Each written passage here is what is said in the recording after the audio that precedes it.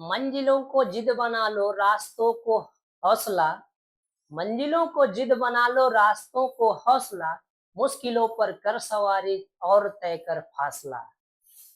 पिछली वीडियो में आप सबने प्यार भरा स्नेह दिया। अब उस स्नेह को मैं इस वीडियो में भी आपसे चाहता हूं, तो आशा करते हैं कि वह स्नेह इस वीडियो में भी मुझे भरपूर मिलेगा। तो आज के इस कड़ी में हम लोग कक्षा 10वीं के पहले चैप्टर, गणित के पहले चैप्टर से शुरुआत करते हैं। तो उस चैप्टर का नाम है वास्तविक संख्याएं। वास्तविक संख्याएं क्या होती हैं और इन्हें हम इस्तेमाल कहाँ करेंगे, इन संख्याओं से किस तरीके के प्रश्न बनते हैं, उन सभी प्रश्नों का निराकरण इस सेशन में हम लोग देखेंगे। तो हमारा जो टॉपिक है वो है वास्तविक संख्याएं। वास्तविक संख्याएं।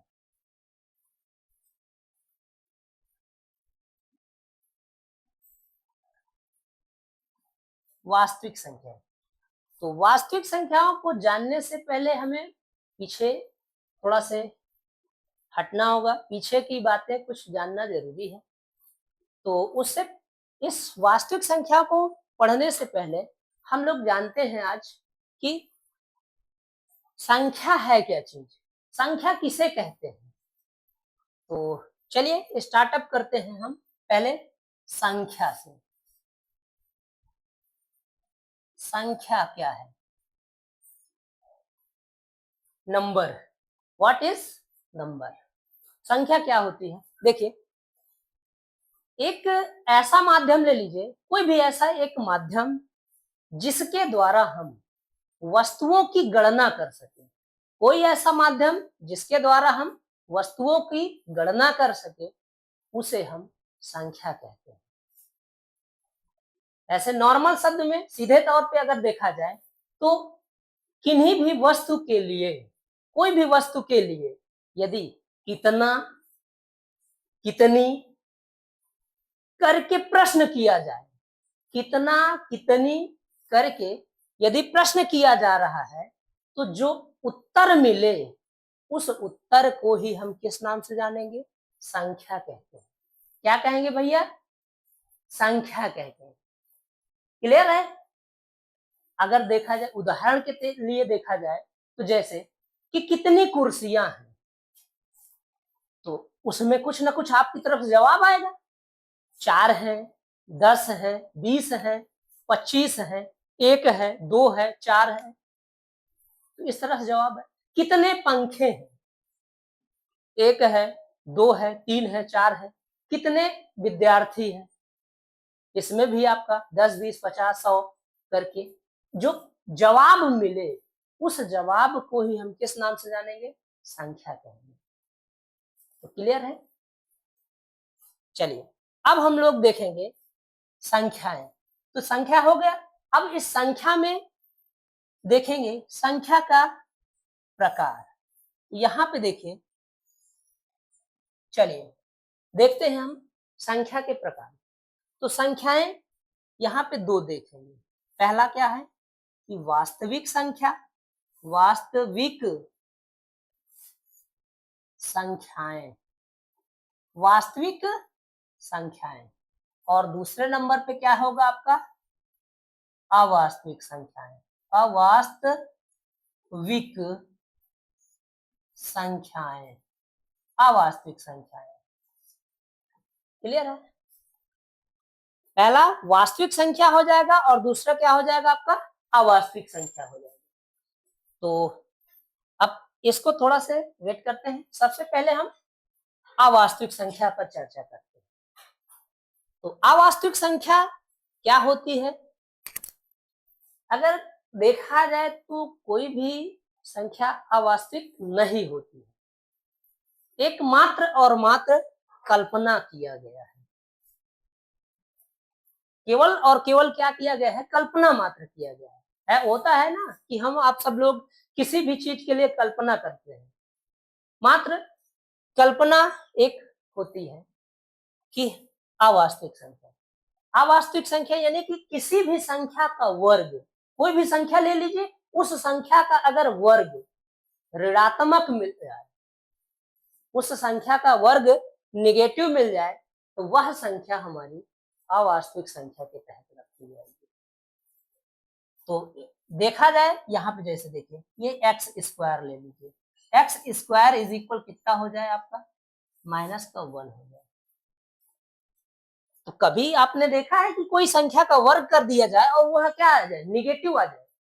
तो ऐसा तो नहीं दिखा। तो ये क्या है, अवास्तविक संख्या है। कोई भी संख्या है उसका अगर हम वर्ग कर रहे हैं तो उस जो संख्या है निगेटिव अगर प्राप्त हो गई तो वही संख्या आपकी क्या है, अवास्तविक संख्या। तो यहाँ पे अगर देखें, जैसे स्क्वायर हटेगा तो क्या करते हैं, इधर रूट चढ़ाते हैं, करड़ी चढ़ाते हैं, ये करड़ी चढ़ा, ठीक है। तो इस करड़ी को माइनस में √1 की जगह हम क्या लिख सकते हैं, ये आई दे सकते हैं, ये आई हो जाएगा। क्लियर है? अब यहीं पे अगर देखा जाए, जैसे ये एक्स स्क्वायर इज इक्वल क्या आ जाए, माइनस का 2 आ जाए, x square is equal minus का 2 आ जाए। तो यहाँ पे भी जब आप इसको हटाएंगे तो क्या है, इधर करड़ी चढ़ेगा माइनस का 2। तो ये आप लिख सकते हैं कि यहाँ पे -1 इंटू माइनस √2 ये लिख सकते हैं। अब x इज इक्वल पुनः से इस की जगह हम क्या दे सकते हैं, i दे सकते हैं।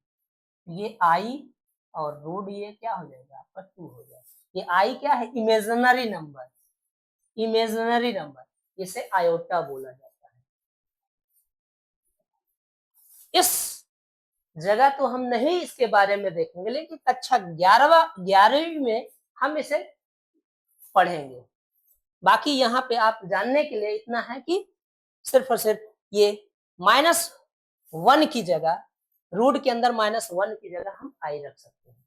अर्थात यहाँ पे हम अगर दे दें आई स्क्वायर की जगह क्या 1 भी रख सकते हैं। ये वर्क करेंगे आपको, ये आई स्क्वायर बराबर कितना दिया जा सकता है, -1 दिया जा सकता है। तो ये आपकी सिर्फ और सिर्फ एक मात्र कल्पना है, अवास्तविक संख्या। क्लियर है? तो चलिए हम लोग आते हैं अपने वास्तविक संख्याओं के ऊपर आते हैं। तो वास्तविक संख्याओं में क्या है कि सभी परिमेय और अपरिमेय, कोई भी ले लीजिए, परिमेय और अपरिमेय जितनी भी संख्याएं हैं, उन सभी संख्याओं को हम उन सभी संख्याओं के जो संग्रह मिलेगा, समूह मिलेगा, ग्रुप मिलेगा, उस ग्रुप को ही हम किस नाम से जानेंगे, वास्तविक संख्याएं कहते हैं। स्पष्ट हुआ? चलिए आगे की ओर बढ़ते हैं। यानी कि ये इसे 2 हिस्सों में डिस्ट्रीब्यूट कर दिया आपने। पहला हिस्सा है ये परिमेय संख्याएं, और इधर आ जाएगा अपरिमेय संख्याएं, अपरिमेय संख्याएं, अपरिमेय संख्याएं हो जाएगा। एक परिमेय संख्या और दूसरा क्या हो जाएगा, अपरिमेय संख्या।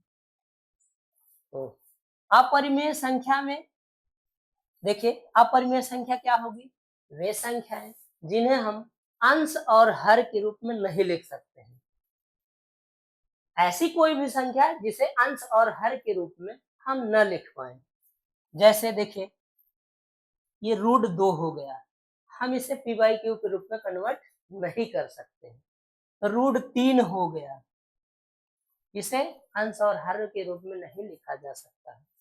√5 हो जाए,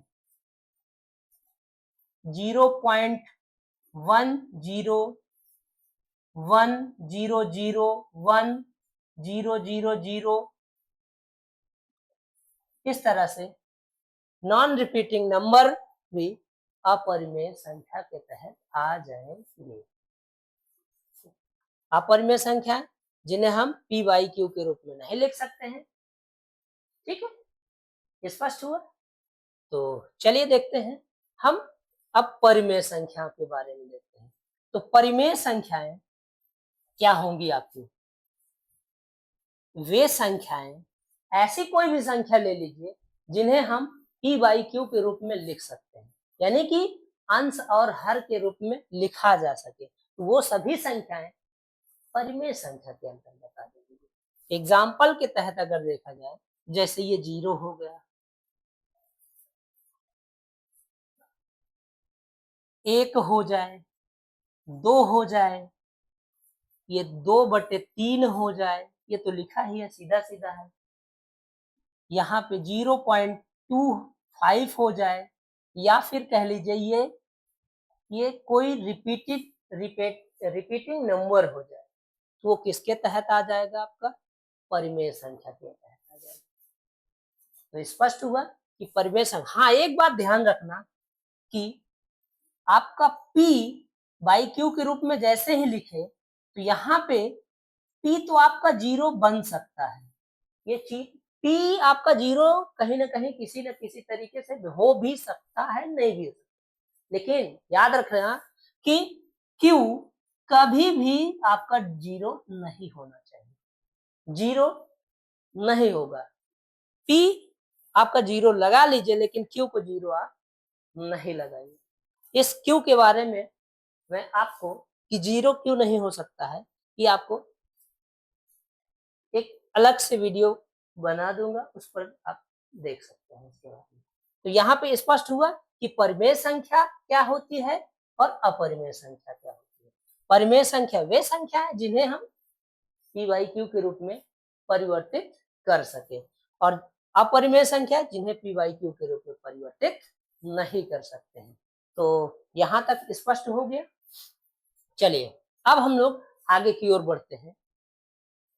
इस परिमेय संख्या में के हिस्से देख लेते हैं। तो चलिए देखते हैं।